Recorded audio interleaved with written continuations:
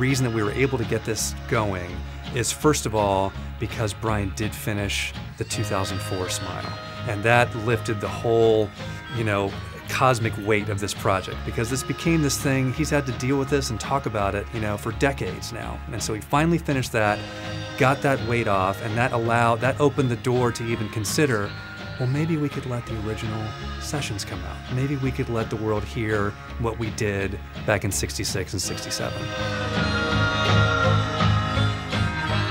It was just a monumental jigsaw puzzle, and the only person really qualified to make the decisions and rule on what it should be was Brian. And until he did that, I think it's good that it didn't happen any sooner.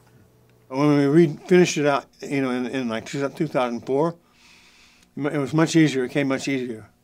He was able to really, really listen to the music, take it for what it is, and say, this is really good music. It's not this failure that happened 40-something years ago. It's really good music that lives and breathes today.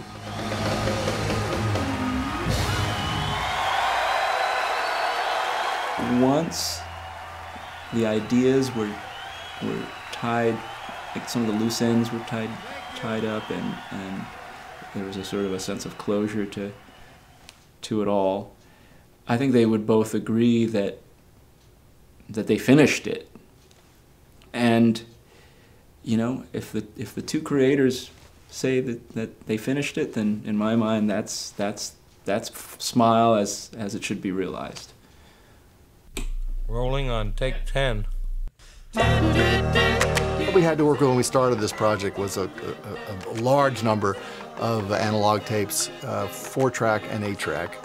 Our first job, even before we started the project, was to transfer all this material to high-resolution digital so we could work with it. And the tapes are in fantastic shape, except for the occasional splice dropping out, play like the day they were recorded. It's wonderful.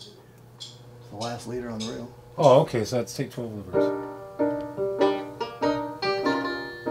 Carl Wilson sat down with somebody in the 1970s, and he was talking about SMiLE, and he made the point where he said, he was talking about how Brian was recording in these little fragments and these little pieces that you could put together any number of ways.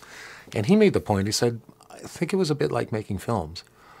I think he's absolutely right about that. I used Final Cut Pro to do the preliminary edits on a lot of this stuff. We finally put the pieces in order and listened to it and listened to Brian's, sequence, and to hear it coming out now with the Beach Boys voices and the original tracks, that was kind of overwhelming.